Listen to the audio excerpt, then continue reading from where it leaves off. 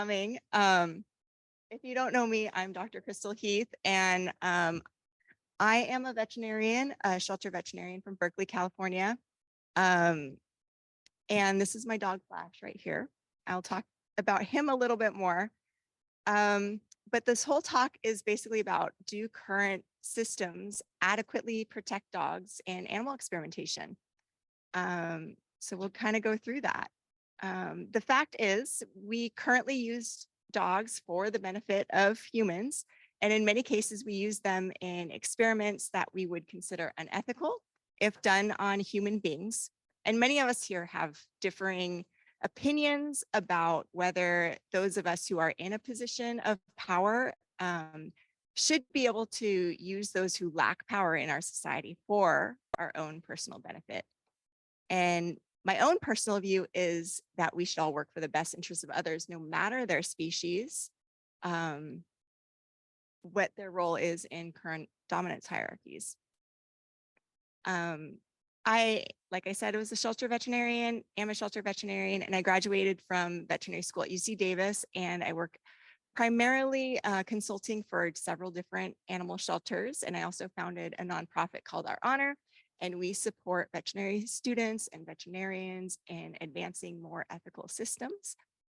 And I started this group after my own personal experience facing backlash and retaliation for voicing ethical concerns and talking about the way we treat animals. And I found that many others like me were in that position and needed some support. Perfect. So this is an interactive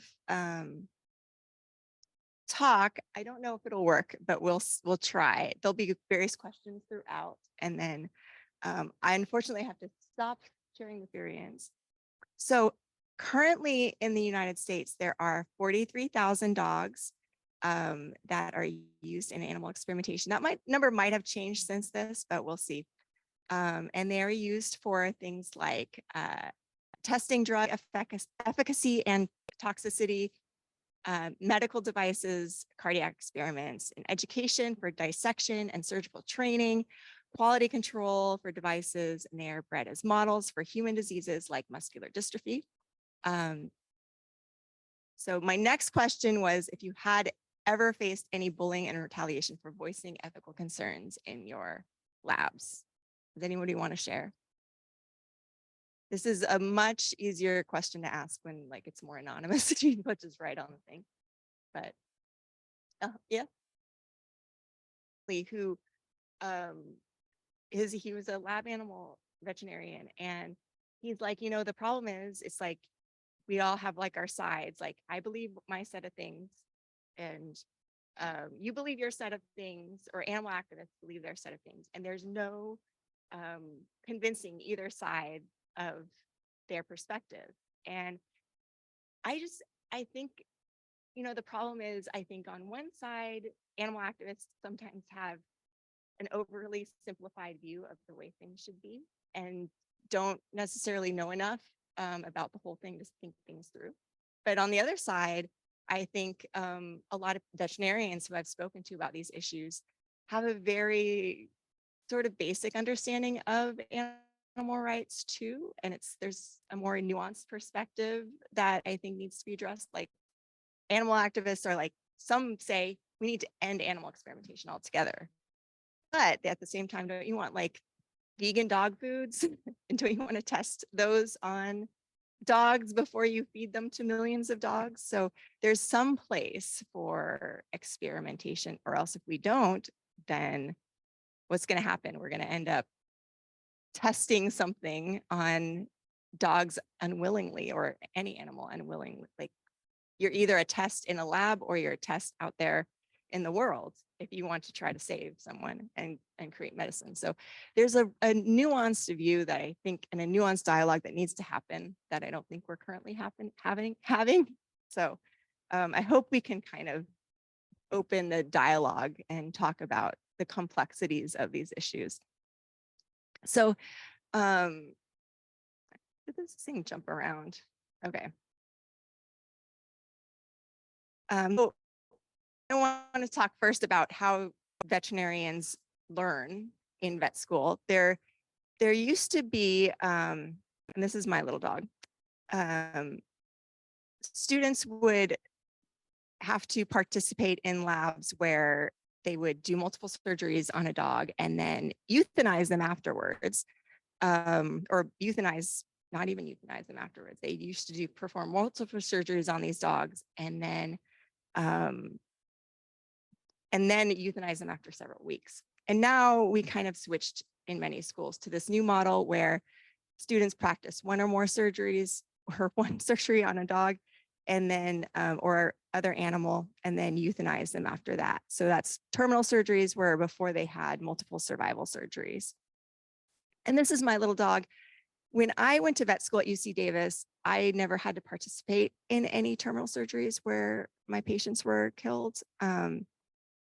And that's thankfully to some students who voiced concerns and wanted to change systems. So this is an example of what happened back in the day. This is from Dr. Bernard Rowland and his book, A New Basis for Animal Ethics. And he talks about how at one school he taught at, a veterinary student beat a dog with a sledgehammer and then spent the semester repairing the damage, and he received an A for that. And it used to be kind of this culture, from what I understand talking to older vets, that you had to be really tough to be a veterinarian. They didn't have a lot of pain control back then. So in order to save an animal's life, you had to inflict some degree of pain on them. And you had to be tough and be able to withstand that, ultimately to do some good, but it did lead to this kind of callousness, and it really weeded out people who are more compassionate. But now things have changed and we have really great pain control for animals. But the same mentality kind of exists, even though something as bad as this doesn't exist. Yeah. Yeah, this is like the 80s. Like, this is not now. But yeah, for it, hopefully everybody understands that.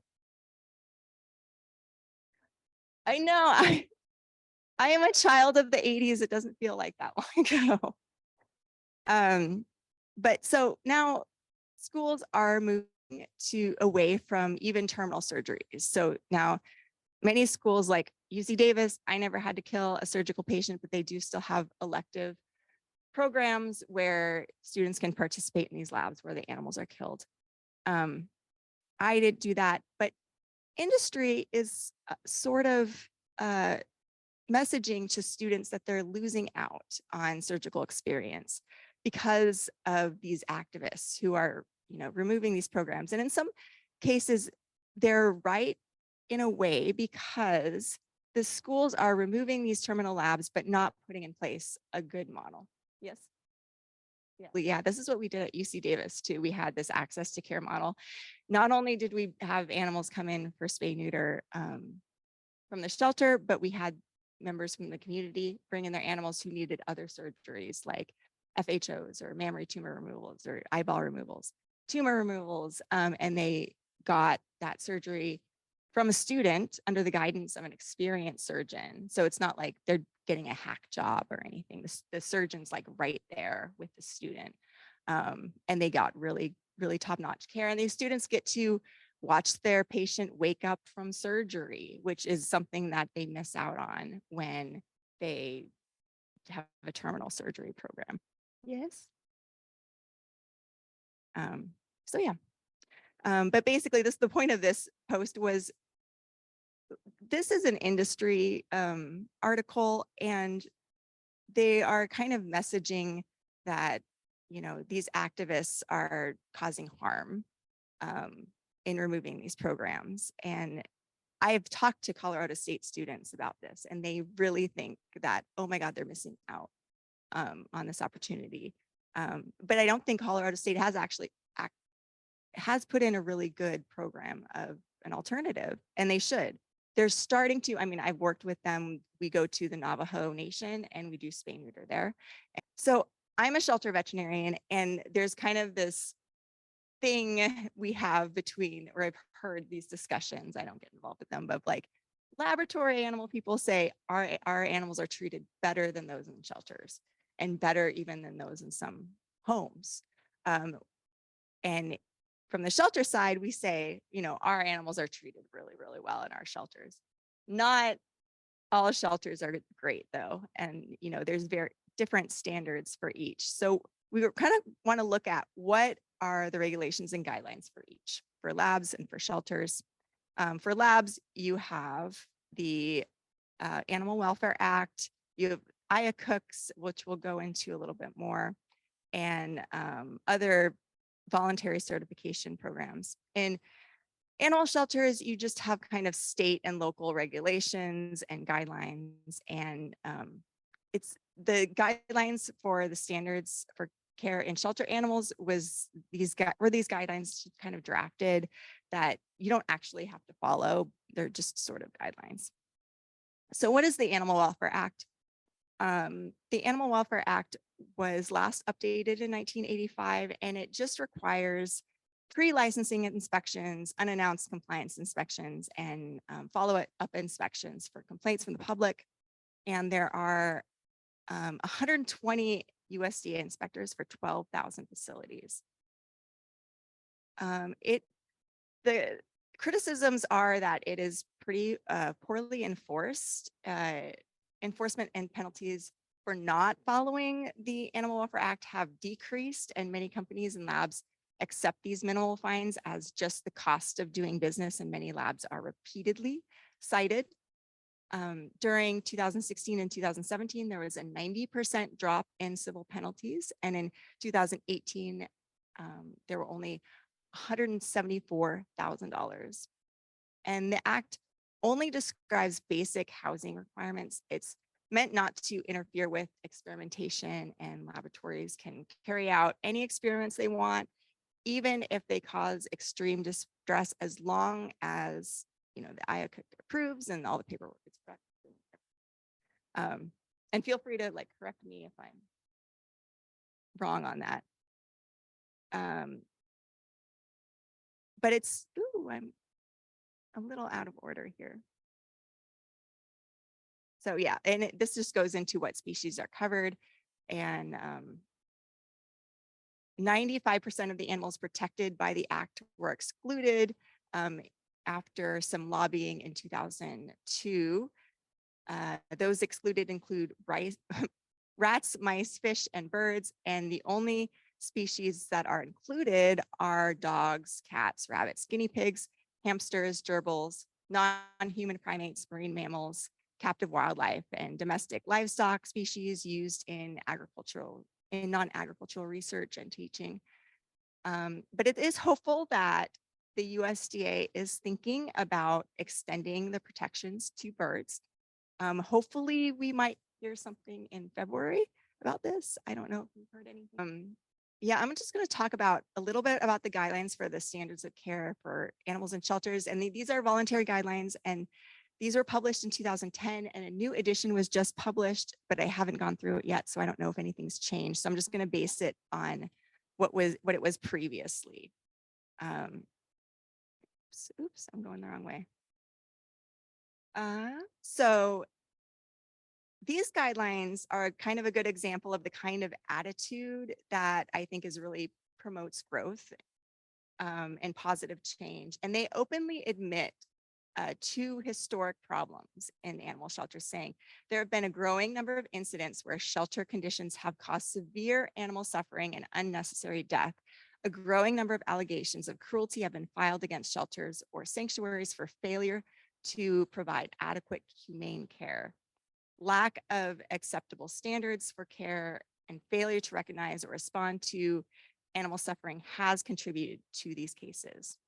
And the guidelines are based on the 5 freedoms, and they are the freedom from hunger and thirst, the freedom from discomfort, the freedom from pain, injury, or disease, the freedom to express normal behavior, and the freedom from fear and distress. And the so let's compare this to ALAC, which is the American Association for Accreditation of Laboratory Animal Care. And this, in the research world, laboratories can voluntarily apply for accreditation through ALAC, and it's a peer review process. They fill out an application. They show on paper that you adhere to the 3 primary standards. And if you read through them, is a problem because there is some conflict between what they say. All that is required is a site visit once and then 1 visit every 3 years. And some believe that these labs adhere to a higher standard. Unfortunately, there is some bias in the way that it's done because the members of the council include only researchers and industry professors of animal science who they themselves do research, and not a single person on the committee is any sort of ethicist advocating for the animal's behalf. And to get accreditation, you pay an application fee of $4,600 to $16,000 or more.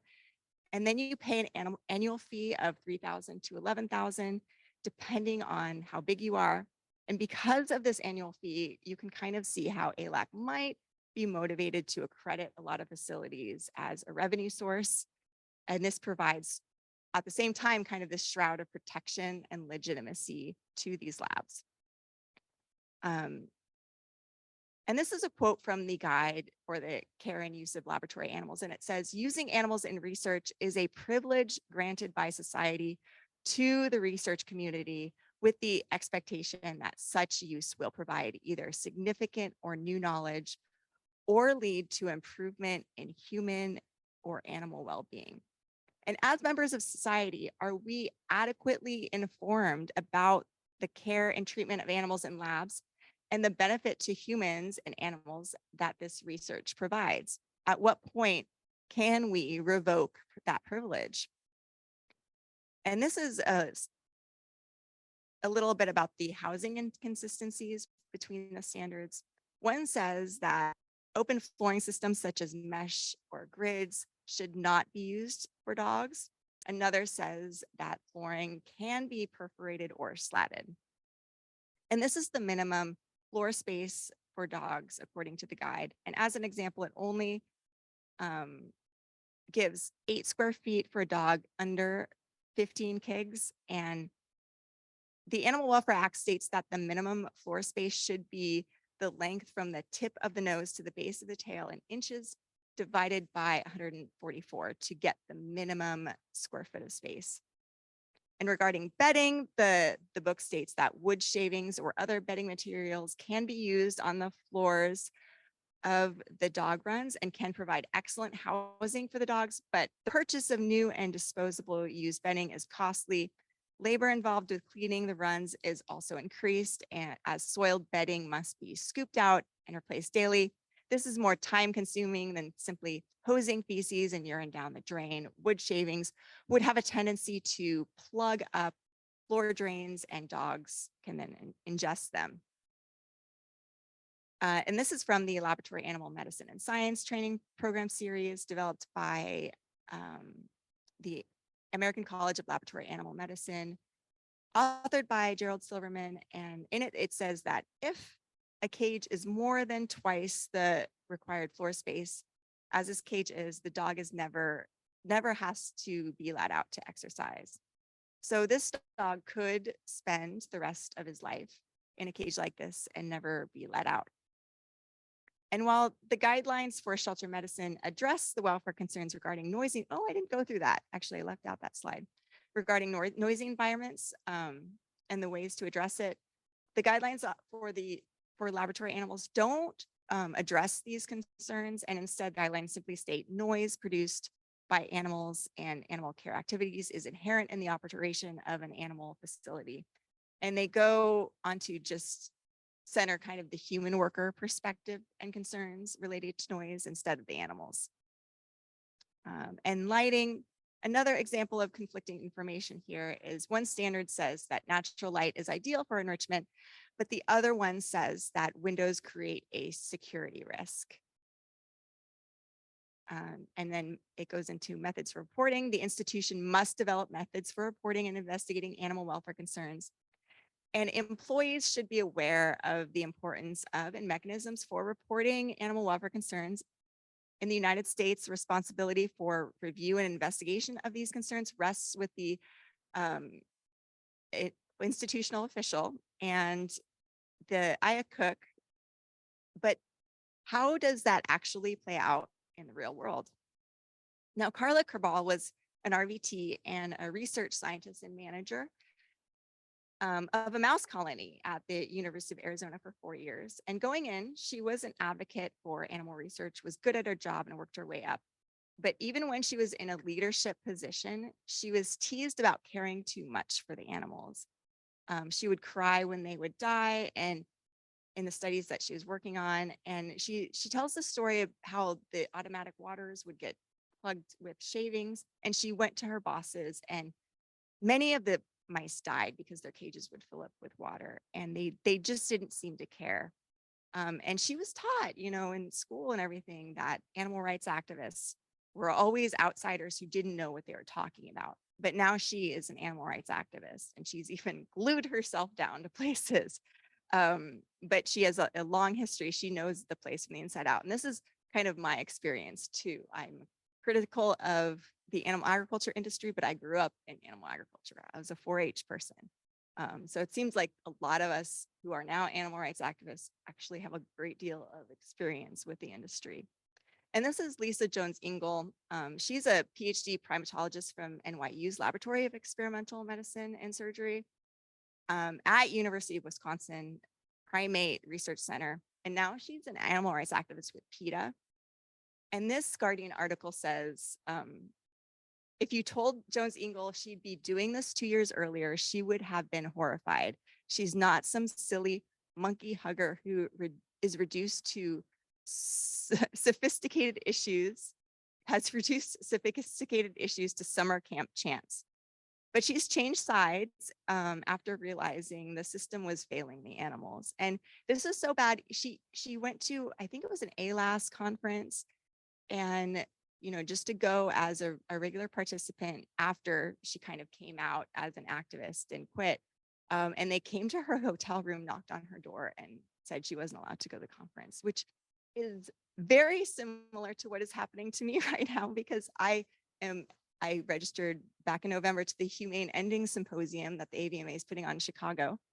And I should be there right now, but they disinvited a lot of us from attending, and a lot of us who aren't even animal rights activists. They would not describe themselves as that, but they were opposed to the mass killing of animals via ventilation shutdown, which is where they seal up barns, pump in heat and steam, and kill the animals via heat stroke. And this has been used during the avian influenza outbreak. We think that the AVMA should reclassify this method as not recommended, which wouldn't mean that the industry can't use it. They could still use it if they want to, but they, under current systems, wouldn't get taxpayer money for doing it. This would encourage them to put plans in place to use less cruel methods of taking care of their animals when they die. But because of this, people who even wrote published papers on heat stroke recently in the journal Animals were not allowed to attend the conference, which is absolutely unheard of. So here's another example. This is Maddie Krasno, who started Justify. She worked in the primate lab here at the University of Wisconsin, Harlow Primate Lab. And then she discovered she ended up quitting. She actually interviewed with us and gave a talk with our honor. And you can see her full hour-long interview of why she worked there, what she experienced, and that's available on our YouTube channel. But she joined with the ALDF to sue the University of Wisconsin for free speech violation. She was posting comments on their social media.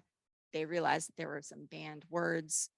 And unfortunately, that lawsuit failed, but she did start this organization called Justify, which is a support group for lab animal workers to voice ethical concerns.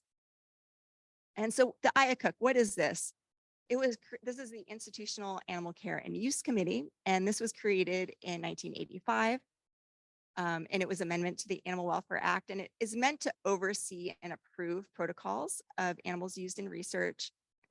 But members are appointed by the institutional official. They're often friends and colleagues of animal researchers themselves.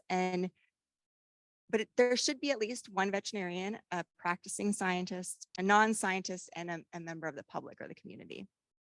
And I put black boxes over these spaces because I talk to so many in the profession who are scared to tell their story. And there are so many stories I have of people who worked on IACUCs who wanted to stop an experiment from proceeding. And when they repeatedly voiced the same concerns, they were kicked off the IACUC. And I even in human research too, which is absolutely frightening. I've talked to somebody who was like on I think the Institutional Review Board for Human Research, and the stories are frightening. Like he's like, this is an unethical thing. These people are not well informed, and it's pushed through. So this is very concerning. And there's a mental health side of this too. This is the story of Brianna, who she remained anonymous for this story, but she was concerned. She grew increasingly stressed by how she had to needlessly kill animals just because they bred too many. This is how mice breeding works. They want the ones with the specific gene. All the others are discarded. And Dr. Bernard Rowland says many research technicians go into the field of animal research to help the animals, yet their day-to-day work ends up being killing animals or becoming complicit in creating pain and distress and disease, all things that are demanded by the research enterprise. And as long as it's approved by the IACUC, any kind of treatment of animals is allowed. And it says prolonged restraint, including chairing of non-human primates, should be avoided unless it's essential to achieving the research objectives and specifically approved by the IACUC. Another example, it says painful procedures should be performed under general or local anesthesia unless it's incompatible with the aim of the procedure. So just thinking about the 5 freedoms here, like you could see how these are not exactly followed, but they're not always followed in animal shelters either. But the difference with animal shelters is it's a temporary situation that these animals are housed in. So here's a drawing of a typical or an ideal animal housing in a shelter. They have a soft bed, a separate area to use the bathroom, toys provided, a solid floor, a visual barrier if needed. But again, there's no laws saying that you have to do this. But this is from my shelter, typical photo of what it looks like. And this is a fancier shelter that I've worked at, has kennels like this. They have millions of dollars to spend on these nice things. But there are bad shelters like this. I posted on a shelter vet Facebook group. I'm like, can you show me pictures of really bad shelters for use in a presentation? And people happily said, I worked at this shelter, you wouldn't believe this. So this is the Jessup County Animal Shelter. I'm like, can I say their name? They're like, yes, absolutely, say their name in this presentation. And so, yeah, so this veterinarian who was angry at this place actually, complained. She worked there because she complained, but then they didn't have her come back. She wasn't allowed back.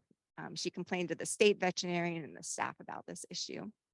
But luckily, if you don't like this, you can go protest. And this is a picture from their website. It's right there. You can go see, go protest. But these shelters are a reflection of the local community. So if the local community doesn't care about animals, they're not going to be treated well there. Here's another example. This is a holding unit where the animals are kept 1 to 2 days. And Cindy Buckmaster, who is somebody who's been very open and I've talked to before.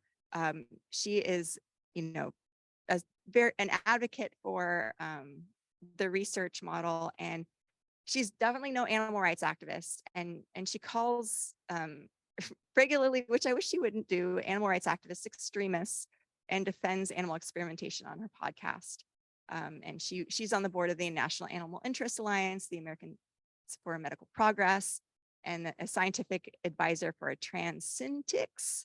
And she taught at Baylor College, and cites a case where multiple and repeated Animal Welfare Act violations by a certain company, and she called it appalling and heartbreaking. But she puts her faith in ALAC, saying that if the facility was accredited, this wouldn't have happened, and that accreditation should be mandatory for anyone going into research funding or for anyone asking for research funding.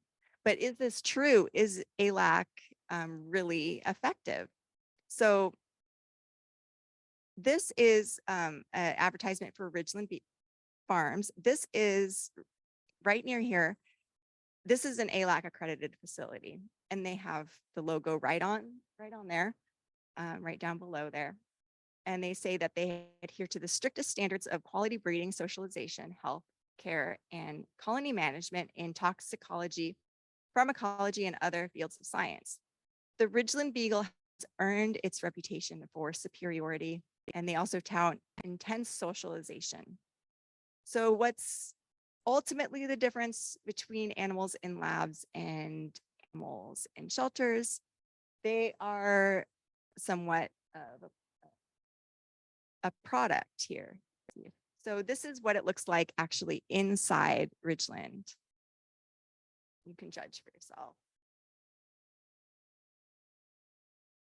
So this facility has 4,000 dogs. They have, according to their website, 15 employees to take care of 4,000 dogs. So if you were to add that up, each dog would only get 1.3 minutes of care a day if each of those 15 workers were working full-time on just dog care. So each worker would have to care for about 47 dogs an hour. Let's see, how do I go down to the next one? This is another video.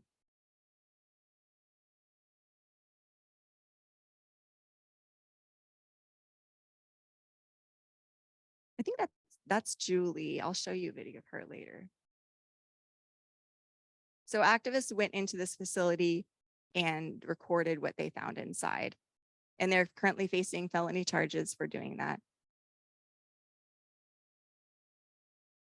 Here's another dog up close. It's good to see the wide angle, and they recorded this in virtual reality. So you can go in, you can put the things on your head and act like you're going into the facility and look down under the cages and look all around. Because these industries typically say that the footage is doctored or it's edited or it's highly edited. And so they wanted to be able to say like, no, this isn't edited. This is just how it is.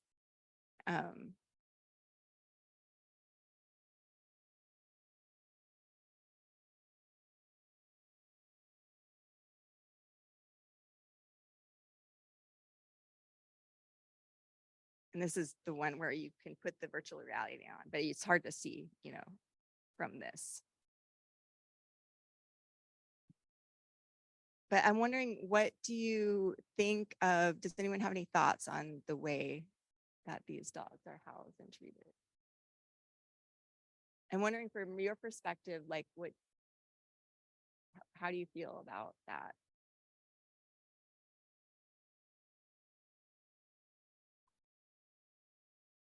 Uh-huh. Yeah. Yeah.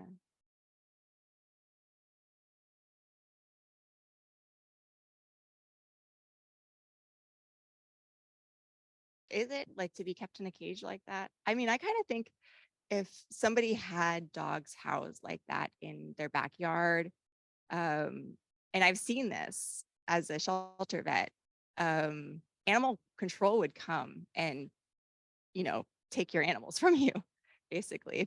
If your neighbors knew like they're keeping stacks of dogs in these cages, they're barking all day long.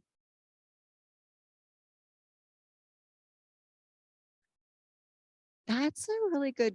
Oh, well, like NIH funding for some of these things. Yeah. Yeah, but you don't. Yeah, I mean, yeah, same with animal agriculture too. It's like our taxpayer dollars are going, we're giving grants right now for slaughterhouses. and we don't get to see inside. So that's a really good point. Yeah.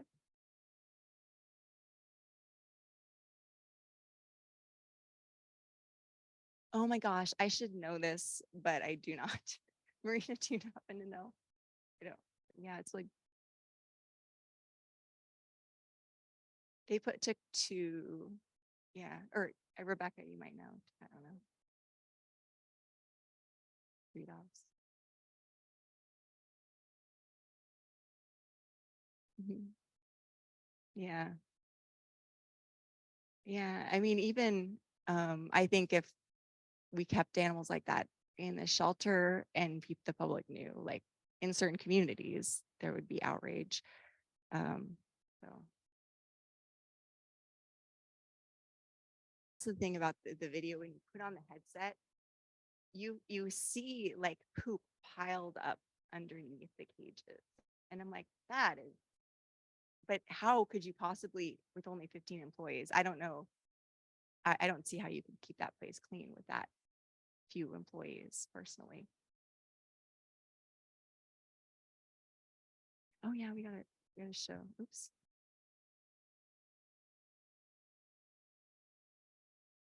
Yeah, this is Julie. I don't know if she's blind. She acts sort of blind. Her pupils are constantly dilated. But she also will like jump up on the couch, like and stuff. But yeah, she spins. I don't know why this is. I don't know if she was born this way. I don't know if it had anything to do with um what happened in the lab or not. Um, but she's very anxious dog. Um, and she barks constantly.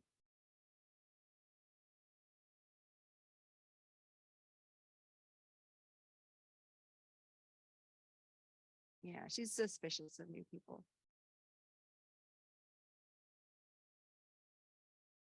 Yeah. So what kind of experiments were done on these dogs? You can, if you wanted, you can grab the QR code, and I have a folder full of experiments done on the Ridgeland dogs, like the scientific papers. So why beagles? It's kind of a historic thing. We used to have a lot of stray beagles on the streets, and they're very docile. They're the perfect size. So um, yeah, why not do beagles? And these are some of the experiments. This is an old one. They don't do this sort of thing anymore, but they were feeding them Tide laundry detergent. Literally, they list the brand Tide on there. And this was in the 70s, 1974. This one is from 2016, and they were testing an artificial sweetener that they were force feeding these dogs. And so I don't think personally we need another artificial sweetener. I wouldn't like force feed dogs. This, that I think is a little bit unethical. This other one, they were testing compartment syndrome like condition. And this is where pressure builds up in the muscles. So they injected fluid into the legs, and then they induced this compartment syndrome and kept them alive for 2 weeks, and then euthanized them to look at the effects.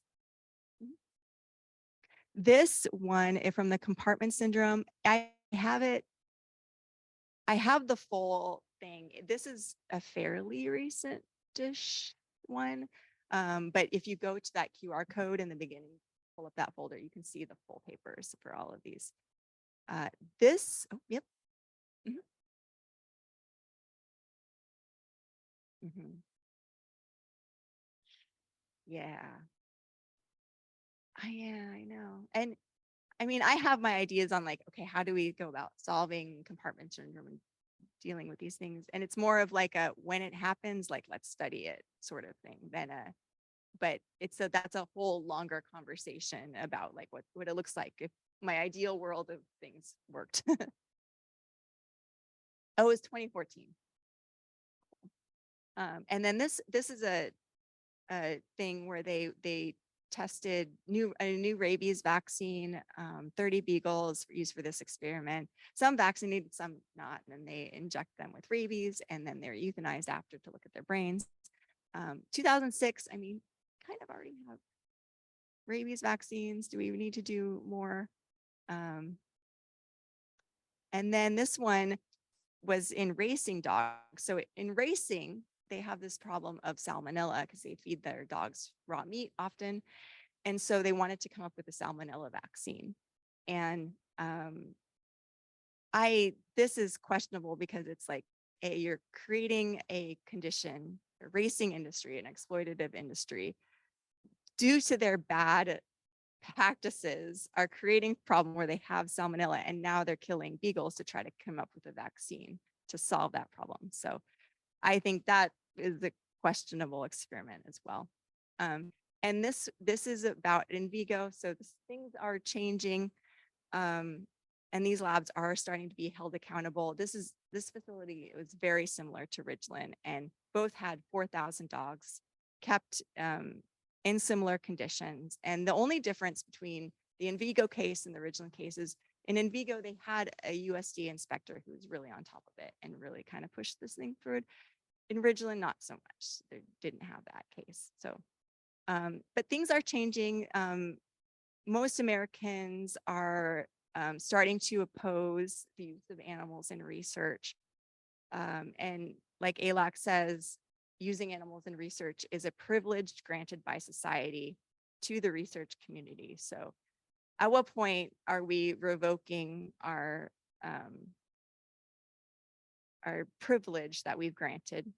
And I just use the example of animal shelters. We have drastically reduced the number of animals euthanized in shelters. It used to be, I used to have the numbers here and I don't, but it's like 13 million dogs and cats in the 70s. And now at one point it was down to like less than 1 million. And that's due to partnering with activists. Activists were really instrumental in helping start new rescue groups, transfer partners, fostering, encouraging spay and neuter, all of these things, and helping get money to shelters by voicing concerns about these things and targeting shelters that were doing a bad job and getting the people out, getting them fired when they weren't doing their job. And so, yeah, this study, I forget what percentage of people want animals to have the same rights as humans. That number is, let's see, this one is 62% want some protection. Only a small percentage, 3% say they don't need much protection. And 32%, increasing number, says the same rights as human beings. So what would that look like in the future? I'm envisioning something like a Belmont report for animals, but that's a whole longer discussion, exactly what that would look like. But it's kind of similar to like, okay, well, obviously dogs, cats, other species can't consent. Similar to babies and infants and the mentally ill who do need medications. We do need brand new medications to test on babies. So how do we ethically do that? How do we, for the first time, test a new drug in a baby who can't consent? And there are ways to go about this. Like they have an advocate, they have their parent. Do each of these animals in labs have an advocate working for their best interest? And then the FDA Modernization Act passed now. And so that means we no longer necessarily have to require animals. We can use some of these alternatives, and the alternatives and the technology is getting so much better. So if you want to join us and get involved in sort of addressing these things, we address a lot of different animal issues. You can definitely contact us if you have any questions.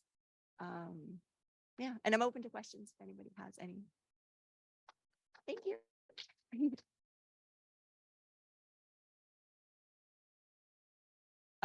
And it's like, yeah, it's always like, what do I say? Because I always kind of feel like, especially in universities, the animal research side gets a big microphone and you get a lot of time to explain your side. And very rarely, we don't get a whole lot of time to explain our side of the story. But yeah, I mean, I wonder, like, do you know any examples of labs that have had their ALAC accreditation revoked?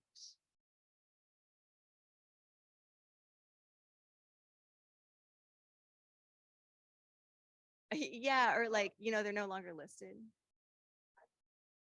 Yeah.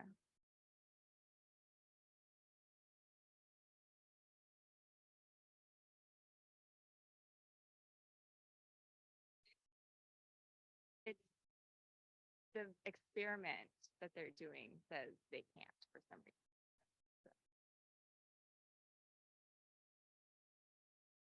Yeah.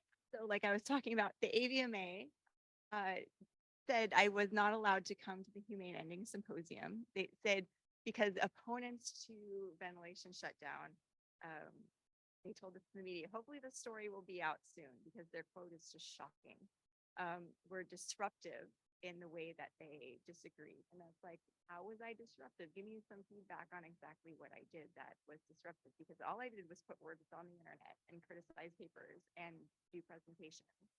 And I I don't know what they view as disruptive. I'd love to know. I did go to conferences and I raised my hand, and when the time comes and I ask questions, did they not like those questions? Like, I think that's what they're worried about. Just somebody raising their hand and going, is it the veterinary profession's role to devise macabre workarounds for billion-dollar corporations to create the very circumstances that necessitate things like ventilation shutdown? They didn't like those sorts of questions. Um, so I have since I have, if you go on Our Honor, I need to put up some more. There's a lot of hate articles about me. You can Google my name. Um, there's this one great one. Look on my Twitter. Actually, the Twitter is the best one because that's where I share all of the ones. With some of the things people have said about me is quite shocking. This old um, poultry veterinarian at North Carolina State said my uh, social media posts had a streak of zealotry. I was a militant vegan and said that he basically implied that I was going to commit violence, veterinary violence, which is what I think, like, are there these back channel conversations saying I'm violent when I'm absolutely not? I don't know what's being said behind closed doors, but I do know, so through some FOIA requests, they were sending out emails to all of my colleagues in California warning them that I was going to go undercover and secretly record them so that they should not agree to ever talk to me. And I was kicked out of all of the Facebook groups that I rely on a daily basis for talking about these things. And that has like made me scared of my fellow colleagues. I'm like, do you have preconceived notions about me? Do you think I'm violent? Do you think I'm going to be reporting secretly? Uh, and yeah, I think that's really dangerous.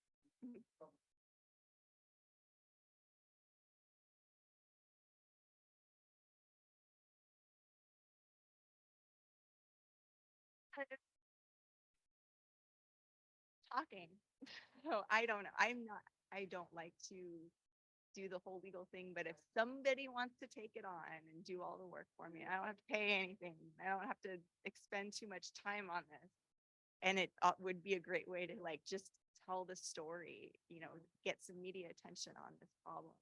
I mean, the Humane Ending Symposium, I should mention, is their head sponsor is Cargill, which is the largest agribusiness company in the world, and also Charles River Labs.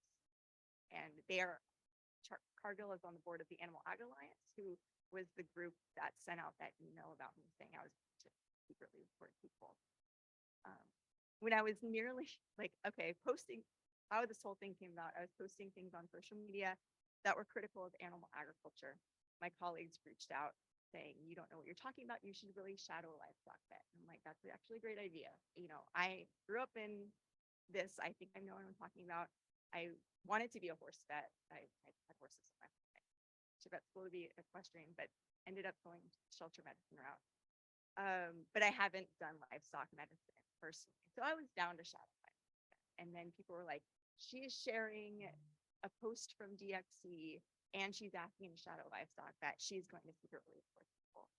And then a pile on occurred online. A meme was made about me saying, beware, Dr. Heath means nothing good for our profession. And I've been blacklisted, which is really disturbing. And now people are scared too. People are scared to speak out. I know so many people, they're like, I don't want to happen to me what happened to you. And I will say, this one thing came up as we're talking about like what experiments to do. We have so many questions to ask, and like there's so many things we could be asking, and it's like it all depends on what question we're asking. So are we asking questions that require us to hurt other animals? Or what if we, take that off the table, or take certain things off the table, even going in as a researcher, if you want to pursue research, whatever. What kind of questions are you going to ask? Are you going to ask questions that ultimately are going to require you to cause harm to other animals? Or if we're creative, is there a way we can get knowledge without having to hurt other animals? We take that off the table. What does that look like? Just like kind of we used to think we're going to test the polio vaccine on orphan children because that'll be a great way. We'll test it on these children who don't have anybody advocating for them, and we'll test it on disabled children, and we'll test it on those who are paralyzed. And yay, we got the polio vaccine, fantastic. But at what cost? So what if we start to take other things off the table? Like we're like, that was unethical, the way that we went about the polio vaccine.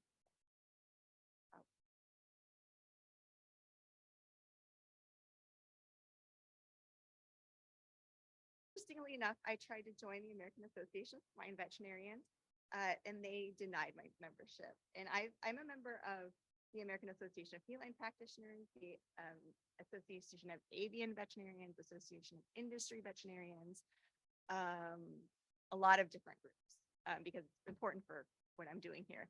And to have, I've never been denied membership, and I appealed, and they actually ended up denying 3 of us altogether, all of us who are against ventilation shutdown.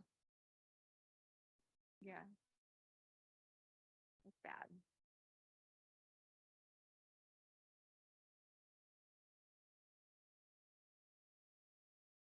I've had students reach out or want to have me for a lunch talk to talk about ventilation shutdown at UC Davis, where I went to school. And they got an email back saying from the higher up saying, no, we can't have Dr. Heath come because she has a political agenda. This discussion, yeah, like literally, I actually don't get paid for doing this. Like this is just my volunteer stuff. My real job is the shelter vet. And like literally the people writing that I had a political agenda were getting paid by animal agriculture. Like, um,